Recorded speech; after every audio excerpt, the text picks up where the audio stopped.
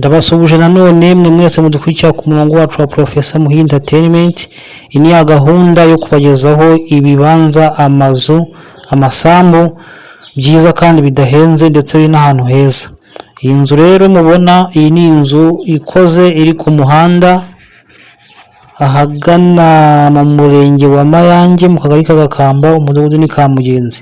Kuyigeraho uturutse ku biro by'umurenge wa Mayange kuri kaburimbo hariya hafi y'santere ya Biryogo, umanukira ku muhanda uteganye n'ibiro by'umurenge ahari akabari gakunzwe kwitwa ku Makaro, ukamanuka umuhanda w'ibitaka uhari kilometero 2 ziburaho metero nkeya.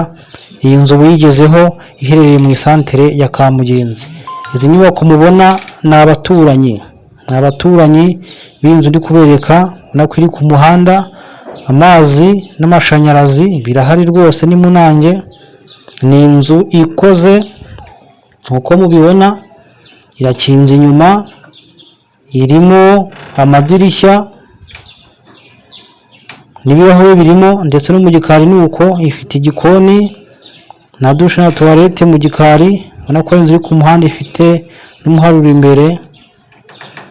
Ni inzu ushobora guhita ujyamo, uyigura ugahita uyijyamo utiriwe wongeraho andi mafaranga yo kuvugurura yandi. Icyo wakongeraho ni irange gusa, ni irange, ubundi ugahita ujya mu nzu yawe ugatura. Aka kanya tuvugana ahangaha muri iki gikoni, ahamubona hatarimo ibirahure ndetse n'urugi, ubu ngubu tuvugana birimo, ariko igihe nafotoraga ahangaha ntabwo byari birimo, ariko aka kanya tuvugana birimo. Iyi nzu rero mbibutsa ko ari miliyoni 8 zonyine ugahita uyegukana. Inzu ushobora guhita ujyamo ugahita utura, ugahita uyijyamo n'umuryango wawe utagombye kongeraho andi mafaranga. Icyo wakongeramo ni irange gusa, cyangwa se waba utanafite n'amafaranga ku kanya ukazaba uritera witonze. Mbibutsa ko inzu iherereye mu murenge wa Mayange, akagari ka Gakamba, umudugudu wa Kamugenzi. Umanukira mu muhanda uteganye n'ibiro by'umurenge wa Mayange ku kabita ku Makaro. Umuhanda w'ibitaka uhari kilometero 2 ukaba ugeze muri iyi nzu iherereye mu santere ya Kamugenzi. Zoning cyangwa se